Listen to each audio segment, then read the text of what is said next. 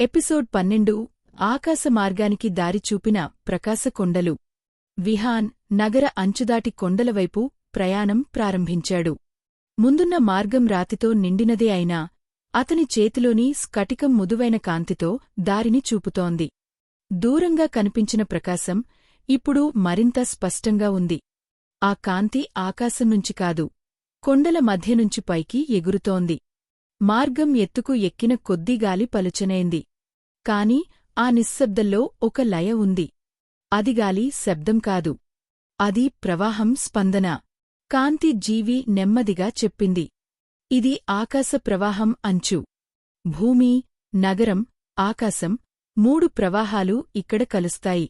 విహాన్ ఆశ్చర్యంగా అడిగాడు, అయితే సమతుల్యత ఇక్కడే నిలబడుతుందా? అవును, కాంతి జీవి సమాధానమిచ్చింది.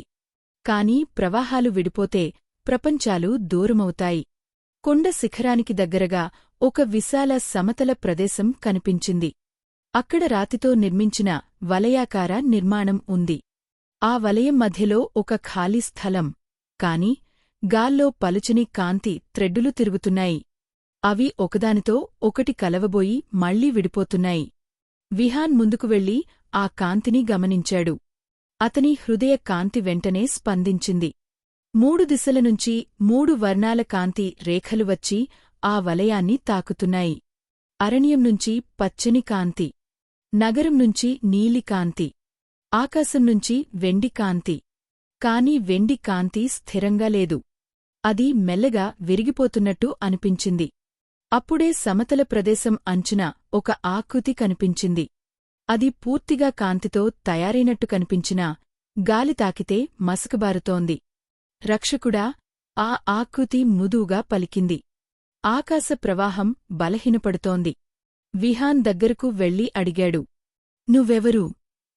ఆకృతి సమాధానమిచ్చింది, నేను ఆకాశ మార్గ సంరక్షకులలో చివరివాడిని.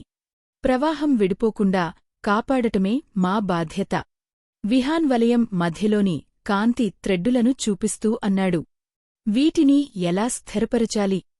ఆ సంరక్షకుడు గంభీరంగా చెప్పాడు, ఆకాశ ప్రవాహం నియంత్రణతో కాదు, విశ్వాసంతో స్థిరపడుతుంది.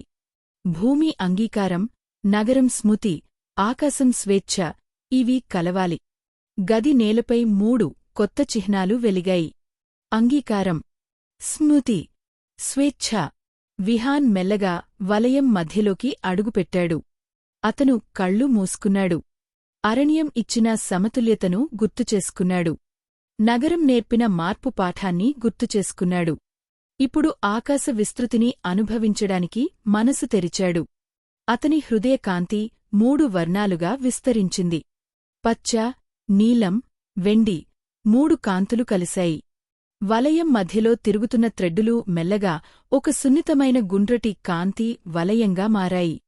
కొండల మీదుగా గాలి ఒక్కసారిగా సాఫీగా ప్రవహించింది. ఆకాశంలో మబ్బులు స్వల్పంగా కదిలాయి. వెండి కాంతి ఇప్పుడు స్థిరంగా మెరుస్తోంది. ఆకాశ సంరక్షకుడు ఆనందంగా అన్నాడు, ప్రవాహాలు మళ్లీ కలిశాయి.